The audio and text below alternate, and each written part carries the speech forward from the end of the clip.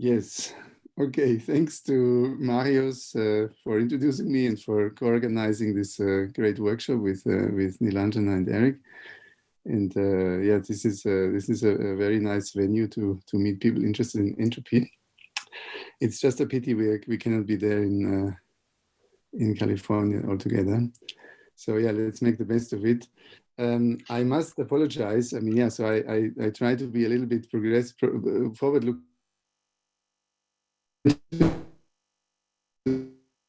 Talk about progress is about 10 years ago. So I feel a bit like a party pooper in this festival of very recent ideas.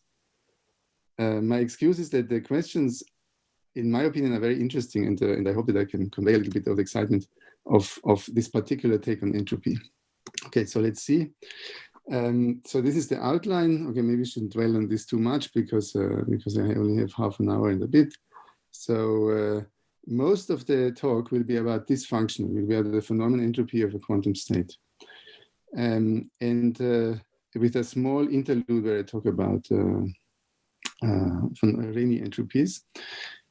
And so, okay, so we're not just looking at this functional, but we're actually looking at the function on a state of a multi-party system. So our setting will be a system composed in this way. So these A's are, for me, are kind of the Hilbert spaces, and generically they will be finite dimensional. Actually, it will not be very relevant, but yeah, we can think of this as finite dimension that captures everything we need about this. So when I say entropy inequalities, what I mean is this question here: what are the relations between the entropies of the different parts of the system? So there are 2 to the n subsets for n parties. Each of them has its own reduced states. They all are functions of the same row.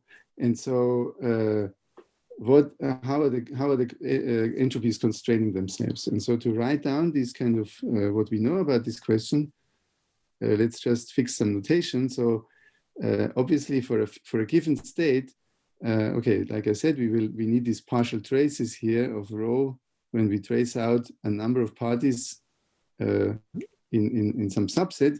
That leaves us with a rho AI, that is the reduced state on the complementary set. And so as if the state is kind of left implicit, I will just write this as S of AI, or even S of I, because it's really the functional dependence on the group that is interesting to me, and how it varies by looking at different groups. Oops, what's wrong? Why does my slide not advance? Okay, so here are some of the inequalities that we know. By definition, entropy is non-negative. Then we have subadditivity. The entropy of AB is less than or equal than entropy of A plus entropy of B, right? I hope you can follow what this notation means. So this is rho AB. S of rho AB is less than or equal than the S of the reduced state of B, rho B, plus S of rho A. And we have strong subadditivity. S of AB plus S of BC minus S of ABC minus S of B is positive or 0, which of course was proved by Elliot Lieb and Beth Ruskay. It's particularly nice that Elliot Lieb is here with us in the conference. Actually, I didn't even check if he's in this session today, but I'm sure whether he's listening or not, he is already here in spirit. So yeah, to make a bit of connection to what people are kind of looking at nowadays, of course, it's worth pointing out that the strong subadditivity is equivalent to the contractivity of the relative entropy, of the quantum relative entropy under CPTP maps. And so that this kind of inequality here that brings you to all sorts of recovery maps and other kind of divergences and so on. But yeah, like I said, I will not talk about that. It's just enough to this is the door by which we reach this other land. Here I will just look at entropies. Okay, so for n parties, of course, so this what I wrote here is of course for 3 parties only, but I can write those inequalities for any triple of disjoint subsets of n parties. And so there are plenty of incarnations of subadditivity and strong subadditivity. And well, okay, so these are not all the inequalities that we know, but they are kind of, the ones that are missing are kind of easily obtained from this by a trick that was actually also already discovered by Lieb and Ruskay, you can purify the state, whatever row of n parties is, to n+1 parties, and using the fact that by doing so, the entropy of a group is equal to the entropy of the complementary group. And so I hope this exercise in my notation is still okay with you. From this, by using this, we get furthermore something called a triangle inequality, which is that S of AB is less than or equal than the difference of S of A minus S of B. I mean, yeah, I think this is the other way around. S of AB is larger than the difference S of A minus S of B. And something called weak monotonicity, the entropy of AC plus entropy of BC minus entropy of A minus entropy of B is larger than or equal to 0. So these two are equivalent to these two up here by going through this purification trick. And so these are the inequalities that we know. Okay, before we go on discussing what we can do with this, what the reflection on this should be, we should look a little bit at the classical case of random variables or probability distributions on n-fold product alphabets. Of course, because we can think of these probability distributions, particular diagonal quantum states, these relations up here. In addition, we have another one. For probability distributions, we also have that the entropy of AB is larger or equal than the entropy of A, or more generally, the entropy of any group can only increase when you enlarge the group. And so, yeah, interesting side remark is, in the quantum setting, this is actually true much more generally, namely for all separable states. So this was proved by Nielsen and Kempe some years ago. So yeah, we have this additional inequality that is not in general true for all quantum states, but for subfamilies. So in the classical case, that makes the triangle inequality and the weak monotonicity redundant, because we have a monotonicity here. Weak monotonicity is actually a sum of two monotonicity relations.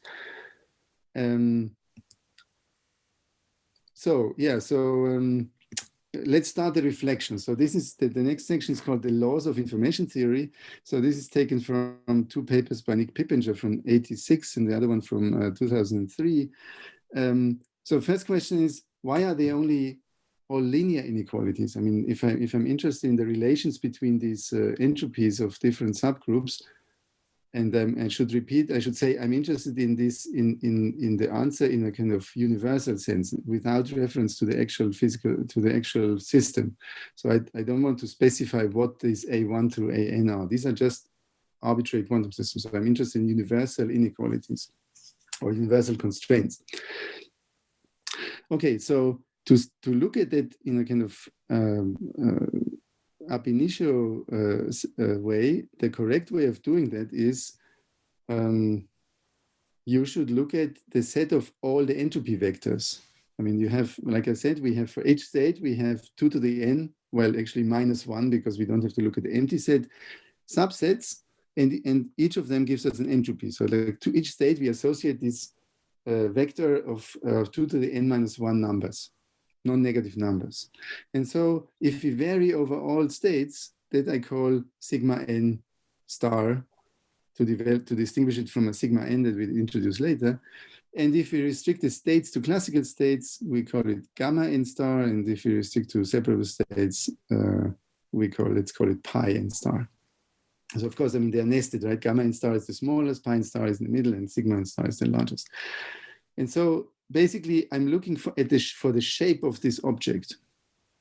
And so the fundamental fact, which was noticed by, where there's a reference missing.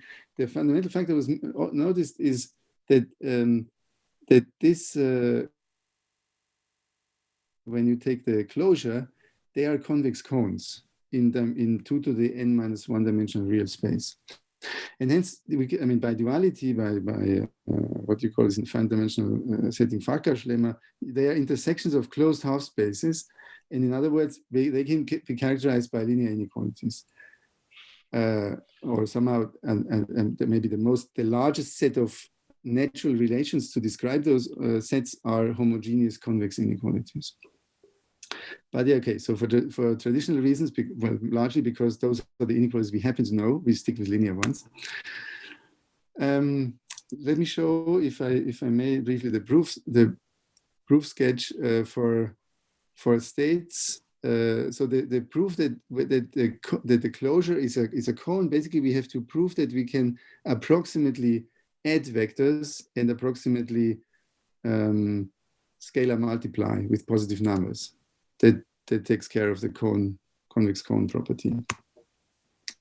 And so for the adding, it goes like this. So take two states, rho and sigma, that have each their entropy vectors, of course. So each of them lives on an n-partite system. We take the tensor product.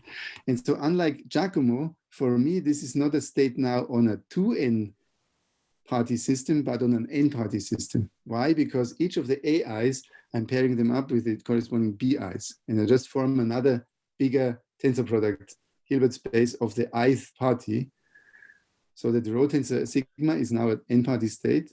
And then obviously by the additivity of the entropy of C group I is equal to the entropy of of A group I plus the entropy of the B group I. Yeah, it should be obvious. And so the cone is closed under addition. And so more generally under non-negative integer linear combinations, because I can just iterate this. So this is exact. For the scalar multiplication, now this is just for entertainment so that you see the fundamental geometrical features here. We need to show that we can approximately scalar multiply by arbitrary lambda larger than 0. And so what we do is consider for a state.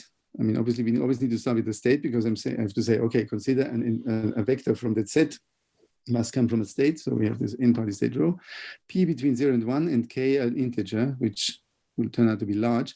Consider the following state, omega. Omega is this p times rho tensor k, tensored with a flag 1, plus 1 minus p, a generic pure state, I call it 0, tensored flag 0.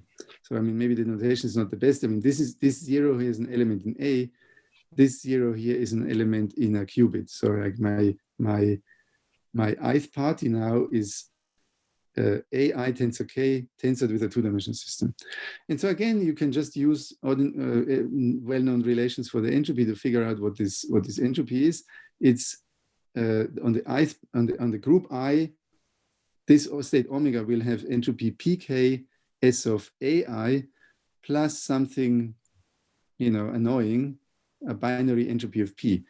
It's not so annoying as if p is small. So like if p goes to 0, this is almost like this is approximately scalar multiplication. So this is what we do.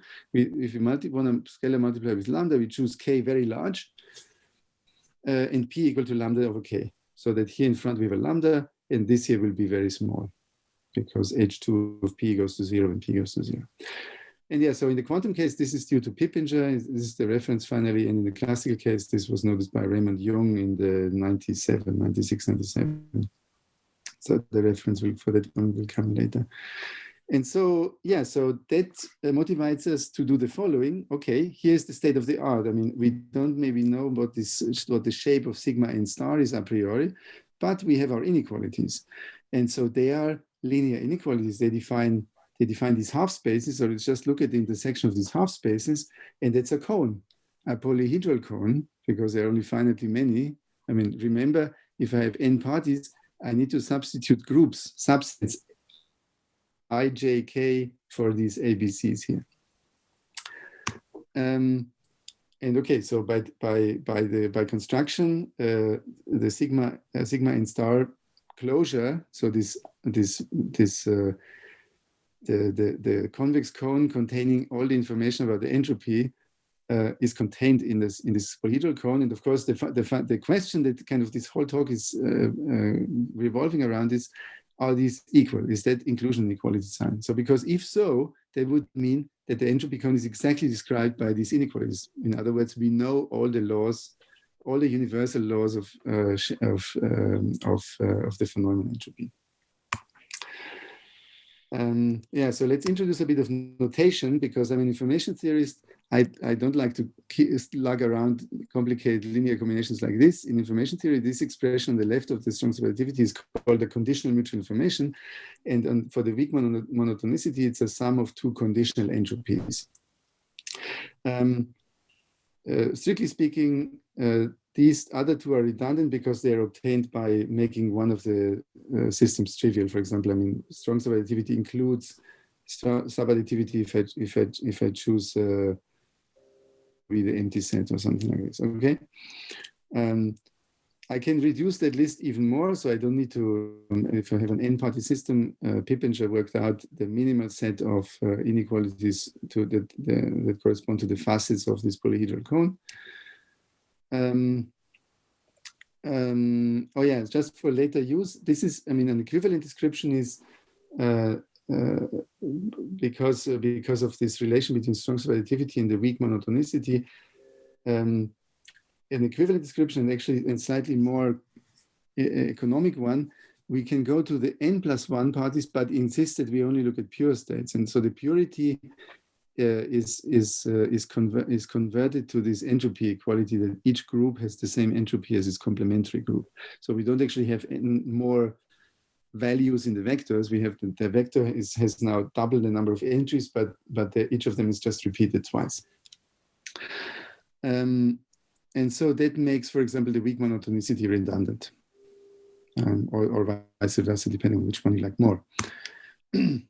So the same thing can be done and has been done in the 90s by Zhang and Yeung and collaborators for the Shannon entropy. So there we have positivity, strong subadditivity, and the strong monotonicity, if you want. And so we have the same kind of thing. We have that the entropy cone of classical distributions is contained in the entropy cone of separable states, and is contained in this gamma n here. A priori, we don't know if any of these are equalities. In fact, we don't know.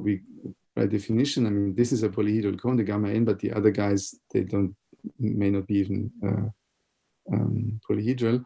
So again, the equality question is somehow encapsulates, do we know all the rules of the game?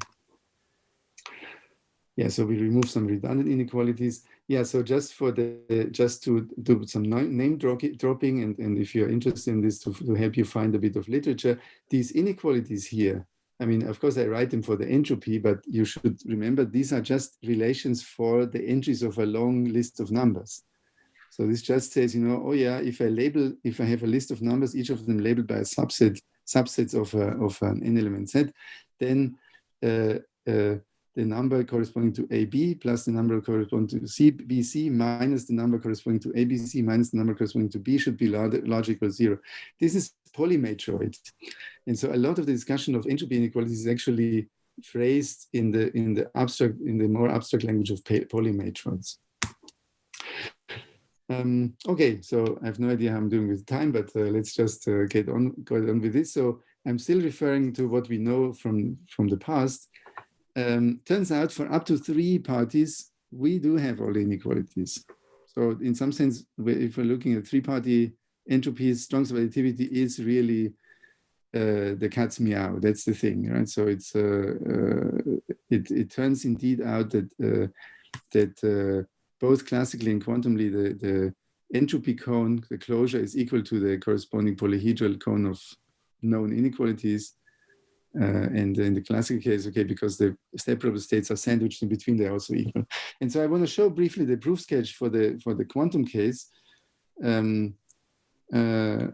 So obviously we have the inclusion, so we have to prove the opposite inclusion. So what does it mean? Well, we know already that sigma 3 star is the closure is a convex cone. So that means all we have to prove is that the extremal rays of sigma 3 are there, because then by convexity, by convex closure, I'm done. Okay, so let's work out the extremal rays of sigma 3. It's a polyhedral cone, so you just write down the inequalities. You do the corresponding elimination algorithm, and you find the extremal ones. And okay, so this has been done by Pippenger, and so this is the result. Actually, it's a simplified result, because you see up to, first of all, going to the 4-party setting, that's what we do. We consider the states as a 4-party pure state, A, B, C, D, and then I'm listing them only, the vectors or the list of numbers, only up to permutations of the parties, because that's an actual symmetry of the problem. And so here are the lists. So for example, the first one, only A and B have entropy, C and D have entropy 0. So that must, if I want to realize that, it means they must be in a pure state separately, product pure state. AB is 0, so AB must be a pure state. And so because each of A and B are entropy 1, that means I have to have an entangled state. And so likewise here, I want that all the subgroups have entropy 1 and this one here. And so these all can be realized. So here, for example, the first one by an EPR pair between A and B, tensored with a product state on the rest. The second one by a 4-party Greenberger-Horn-Seilinger state. And the third one is a 4-party Ames state, absolutely maximally entangled state, which I will write down actually in another slide. So yeah, so of course I wouldn't have shown you this only for 3 if there wasn't a problem for 4. It turns out that for 4 parties in the classical case, the 2 cones are different. So the actual entropy cone, gamma 4 star closure, is different from gamma 4. And so the obvious way to prove it is to show a new inequality. And so this was done by Zhang and Yeung like 21 years ago. So this is the inequality. It doesn't maybe look very enlightening. So this is, I hope you can memorize this in the microsecond I'm showing this equation. So they proved this inequality, and of course they also proved that it's not implied by the previous one. So this is not an inequality of gamma 4. So I mean, what this means is that this inequality here is violated on some part of gamma 4. So you find a vector in gamma 4 that satisfies all the Shannon inequalities, but not this one. And to prove this one here, they use a very interesting trick, which I will just basically compress into these 4 lines here. So what you do is basically you do use the known inequalities, but on a 5-party system with a beautiful trick. So they call this, I think this is now called the copy lemma. So you construct a random variable B prime. I call it B prime because it's kind of a copy of B. It has the same joint distribution with CD as B. So the distribution of B CD is the same as B prime CD. And I have a Markov chain, AB, CD, and B prime in that order. So AB prime is conditionally independent from AB conditioned on CD. And so fundamental fact is this is expressed if and only if as this information, as a conditional mutual information of AB between AB and B prime, conditional on CD being 0. So you have this relation, the fact that you have the same distribution, that means that those entropies, any entropy of B prime is the same as B. B prime C is the same as BC. And I have this conditional mutual information is 0. And in addition, of course, I have all the Shannon inequalities on 5 parties. And yeah, almost by magic, you can work. I mean, basically, I think they used a machine basically to churn through it. You can prove this inequality. So then it took a very short, well, it didn't take a very long time, but the paper here, this I'm citing, is actually much later. It was quite quick that people found other inequalities using basically the same technology. Dougherty, Freiling, and Seeger, they found this inequality, which looks actually very similar. It has the same terms on the right-hand side. So it's ICD, upper bound by IAB, plus some other conditional mutual information terms, but with different coefficients in front. So the coefficients vary and are independent.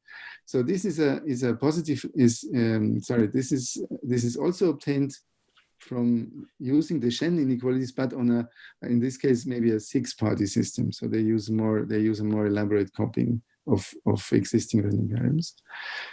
Both of these are actually the first 2 members of an infinite family, which looks like this. So Matus proved this in 2007, where you have these coefficients S plus 3/2, 1 over S, and S plus 1/2 for any integer, positive integer S.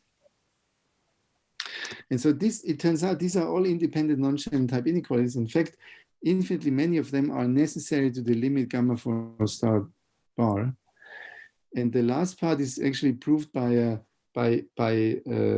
approaching the boundary of this cone via a non-straight curve of which finishes at the tangent, which finishes at the boundary, and then you look at the tangent. Anyway, okay, so maybe that's not the moment where I can explain this. You have 10 more minutes just for information. Yeah, exactly. So anyway, so what is important to say is not only did Matus prove in kind of in a unified way these infinitely many inequalities, he also showed that the cone gamma for a star, or this closure, is not a polyhedral cone. I mean, it definitely requires infinitely many inequalities, or maybe even nonlinear inequalities. So yeah, that's the thing. We know that there are infinitely many inequalities. We don't know all of them. We just have the partial list because we have only this trick using the copy lemma.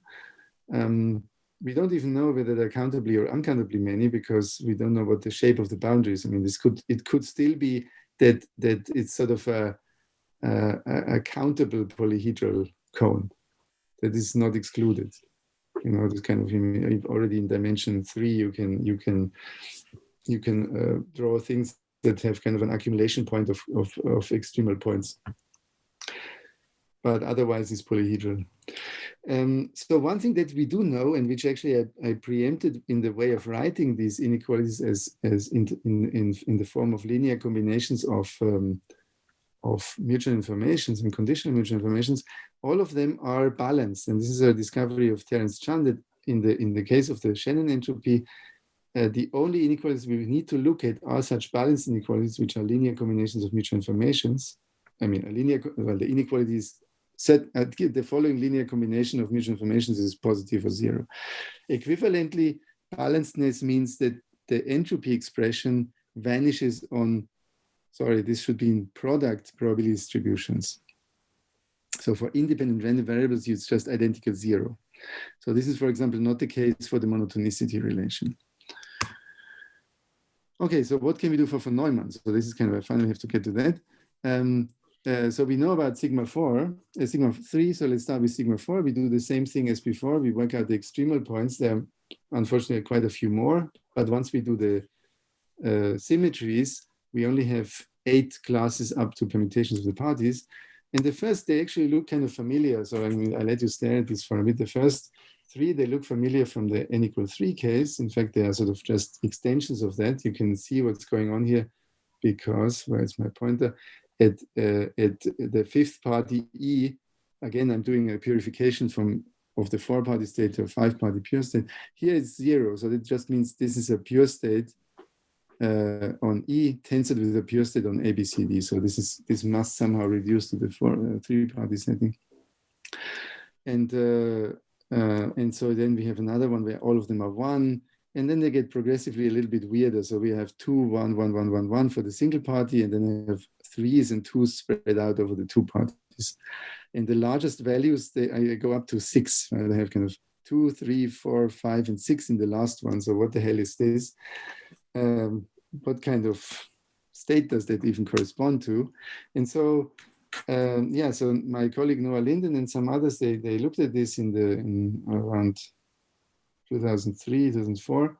And so they worked out those arrays and they found states. I mean, for the first 3, these are the ones that we know. So this is the EPR pair between A and B, tensored with a pure states on CDE.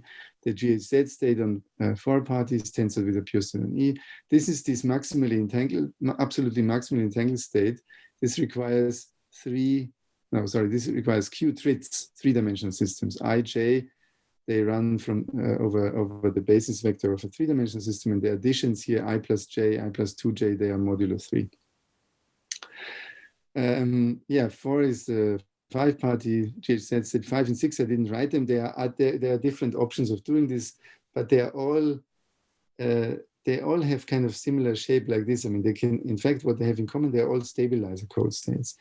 But they couldn't find the last two, these really crazy ones here at the bottom of the list. And so together with Noah, we decided to look at this, and we found a way of proving that there cannot be a quantum state corresponding to any multiple of that list.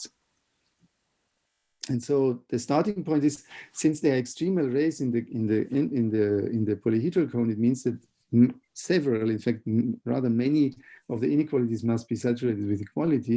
Among them, these three here. So, I mean, of course, now you don't remember what the list of numbers. You have to trust me on that, or you have to look it up in the paper.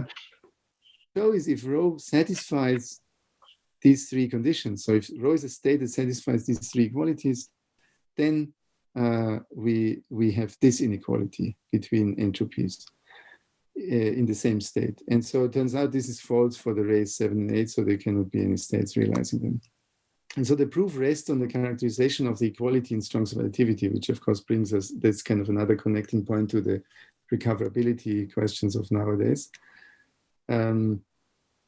So this characterization, I mean, briefly identifies basically a classical property, a random variable Z in D, so the first one, for example, such that conditioned on this Z, A and B are conditionally independent. And this Z can be measured on D without disturbing the state. And so likewise, you get this for B and for A from these other two conditions, and playing around with that, you can prove this inequality. So this is a constrained information inequality in the language of Yeung and Zhang, and with the former student, we proved a whole infinite family of such information inequalities by the same methodology. So this always kind of shows that certain parts of the boundary of this sigma n star are not populated. Unfortunately, unlike Zhang and Yeung, we are not able to pass from these unconstrained inequalities from this, because we don't have the copy lemmas for obvious reasons. When you work with quantum states, it's to do with monogamy, basically, monogamy of entanglement. So maybe I don't really have time for this interlude, so I wanted to show you that we can play the same game for Rényi entropies, but anyway, the message is largely negative. It shows that there are simply no inequalities for Rényi entropies. So, which is kind of the justification why, when we use Rényi entropies in our business, they are always kind of more complicated things. We have a special definition for the conditional Rényi entropy. We have a special definition for the relative entropy, for the mutual informations, and so on. Yeah, unfortunately, also I cannot talk to you about the special case. Okay, the exception is alpha equals 0, so then the Rényi entropies reduces to the log of the rank. They do have actually inequalities, and we found in another collaboration with Kedney, Josh Kedney, Marcus Huben, and Olin, we found a few for 3 parties, for example, these here. So these are algebraic relations between the ranks of certain reduced states of a given density matrix, or, well, it doesn't matter what that's a density matter, positive semi-definite. And so this consideration, I want to I want to advertise a conjecture that came out of this consideration, kind of it's probably not suitable here to explain the motivation, but like if you're interested, I can explain it a bit more, or you look at the paper. Why it's motivated, we think that this is true.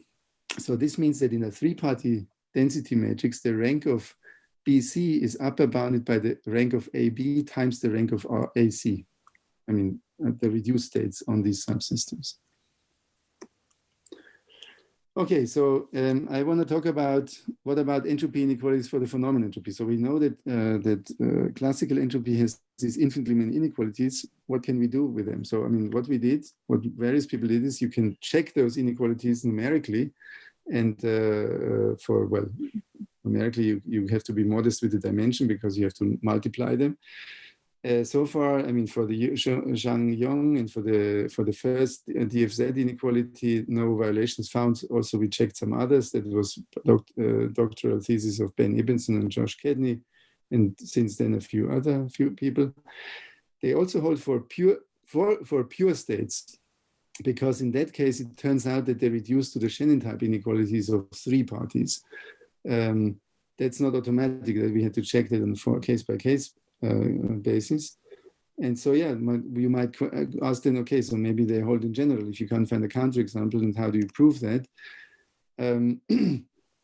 So the first thing I want to say, and so forgive me, I'm trying to wrap up, so I'll probably run over time a little bit, but not very much. Looking at the constructions that I showed you, like writing these states that correspond to extreme arrays of gamma 3 and gamma 4, you might think that maybe it's enough to look at stabilizer states. They seem to be very powerful for this kind of business. However, it turns out by result of David Gross and Michael Walter, and independently of myself with Noah, František Matus, and Beth Ruskaj, stabilizer states don't cut it, because the stabilizer states obey another inequality, which is not true in general for the entropy. So this inequality is true whenever the underlying state is a stabilizer state, and actually slightly more general class of states, but it's false for the Shannon entropy, and of course also for the von Neumann entropy. On the other hand, it is true that stabilizer states of n parties automatically obey all those balanced information inequalities of all the Shannon entropy, even the ones that, I mean, I'm not only talking about the ones that we know, of all the ones. That has a structural reasons that I cannot go into here. Again, I refer you to the paper. That relies on another result of Terence Chan and Raymond Yeung. So yeah, and so they obey all the balanced information inequalities, and these are all the ones we need to worry about, because the new inequalities are anyway, without loss of generality, only all of them balanced. And so this is the question now. Are perhaps all balanced inequalities that are true for the Shannon entropy also true for the quantum entropy, for the von Neumann entropy? And so, since we don't know the former, the only possible approach seems to be the following. Given a state rho on n parties, look for a tensor product state. So like another system B1 to Bn and sigma 1 to sigma n, so that when we form rho tensor sigma 1 tensor blah, blah, blah, sigma n on this n-party composite system as before. Now the entropies are this here because of tensor product, so I get the entropy of group Ci is entropy of Ai plus, because of the tensor product structure of the sigma, the sum of the entropies of S of sigma I when I goes of in the set and the group I. What we want to show is we can find such state sigma I so that this guy here is a classical entropy vector. So that means we should find a classical probability distribution. And then, of course, it obeys the Shannon entropy inequalities, whatever they are, whatever they will be discovered in the future. And so what we know is kind of something sort of that Andreas? looks a bit, yes. Can you go to your last slide? Yes. Okay, that's my last slide. Okay. Good. So what we know is that we can find, for a given state, rho and n-party system, we can find random variables x1 to xn that are correlated with A, with the quantum system A. So that's a CQ state, so that the conditional entropy of X group I, conditioned on A, has this form. It's S of AI plus this kind of additive term. So remember that we're looking at balanced inequalities. So this kind of adding this term here, this corresponds to the entropy of a product state that does not contribute to the balanced inequality, it just evaluates to 0. So this is kind of classical, but this is classical enough. And yeah, I don't know. I mean, the one thing that you might want to try maybe is, oh, now I have xi's, they are random variables. Maybe I can use the copy lemma. And I don't remember really what goes wrong, but I'm pretty sure I tried it and it doesn't really go as expected. So yeah, we need to get rid of this condition on A, basically. We want some y, random variables y, where we have that the entropy of yi has this kind of form on the right-hand side. And that's it. So yeah, thank you for your attention. Sorry for running a bit over time. Here, this is a good slide to stare at when you contemplate entropy, I guess.